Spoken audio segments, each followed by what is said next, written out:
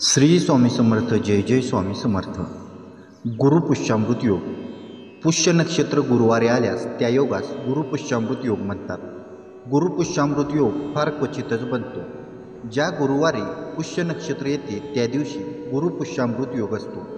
हा योग सर्व कार्यास शुभ मानला जातो. गुरुवारी पुष्य नक्षत्र असल्यास शुभ आणि अद्भुत फलदायी योग बनतो.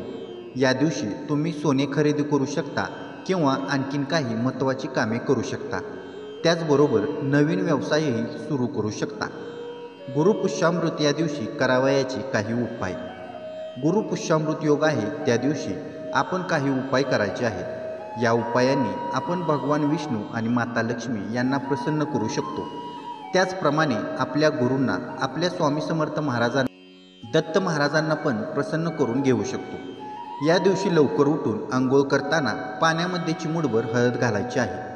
आंघोळ झाल्यानंतर आपल्या घराच्या अंगणात हळद आणि गोमूत्र टाकलेले पाणी शिंपडायचे आहे. त्याचबरोबर आपल्या घराच्या प्रत्येक कानाकोपऱ्यात हे पाणी शिंपडायचे आहे. तसेच हा उपाय आपण प्रत्येक गुरुवारीसुद्धा केला तरी चालतो. कारण असे पाणी शिंपडल्याने आपल्या घरातील आणि आपल्या घराजवळील परिसरातील नकारात्मकता दूर होते. पुढे जाण्याआधी चॅनलवर जर तुम्ही नवीन असाल तर चॅनलला सबस्क्राईब करा, व्हिडिओला लाईक करा आणि बेल आयकॉनवर क्लिक करून ऑल नोटिफिकेशन सिलेक्ट करायला विसरू नका. त्यानंतर हे सर्व झाल्यानंतर घराच्या मुख्य दरवाजा स्वच्छ पुसून त्यावर गोमूत्र आणि हळद या मिश्रणाने स्वस्तिक काढायचे आहे. त्यावर अक्षता वाहायच्या आहेत. नंतर सर्व घराची साफसफाई करायची आहे.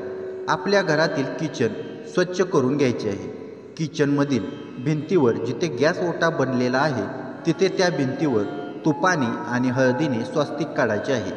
किचन ओट्यावर तुपाचा दिवा लावायचा आहे. देवघराची साफसफाई करायची आहे आणि देवघरातील देवांची पूजा करायची आहे.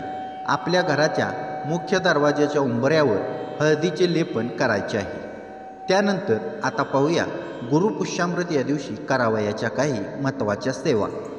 गुरुपुष्यामृत या दिवशी काय सेवा करायच्या आहेत तर आपल्या देवघरातील श्रीयंत्रावर कुंकुमार्चन करावे किंवा 1 रुपये नाण्यावर कुंकुमार्चन करावे. त्यानंतर ते नाणे तिजोरीत ठेवायचे आहे. जिथे आपण रोज आपल्या घरातील आलेली लक्ष्मी ठेवतो, रोज आपण जिथे पैसे ठेवतो तिथे ते नाणे ठेवावे. हे कुंकुमार्चन केलेले कुंकू दररोज आपल्या कपाळी लावायचे आहे. असं केल्याने खूप छान अनुभव येतो. गुरूंची सेवा करायची आहे. श्री स्वामी समर्थ या मंत्राचा जप करत 11 माळी जप करायचा आहे. श्री गुरुदेव दत्त या मंत्राचा देखील जप करायचा आहे. त्यानंतर आपल्या कुलदेवतेची सेवा करायची आहे. ओम कुलदेवताय नमः असा जप करायचा आहे. असा जप करत एक जपमाळ करायची आहे. महालक्ष्मी अष्टक 16 वेळा म्हणायचे आहे. कनकधारा स्तोत्र एकदा म्हणायचं आहे. हे तुम्हाला आपल्या नित्यसेवेमध्ये भेटून जाईल. नाहीतर यूट्यूबवर उपलब्ध आहे, हे ऐकू शकता आणि म्हणूही शकता. गीतेचा 15वा अध्याय 1 वेळा वाचायचा आहे. त्यासोबतच महालक्ष्मी मंत्राची एक जपमाळ करायची आहे. विष्णू गायत्री मंत्र, कुबेर मंत्र, नवार्ण मंत्र सर्व मंत्रांची देखील एक जपमाळ करायची आहे. त्यानंतर जपमाळ करणे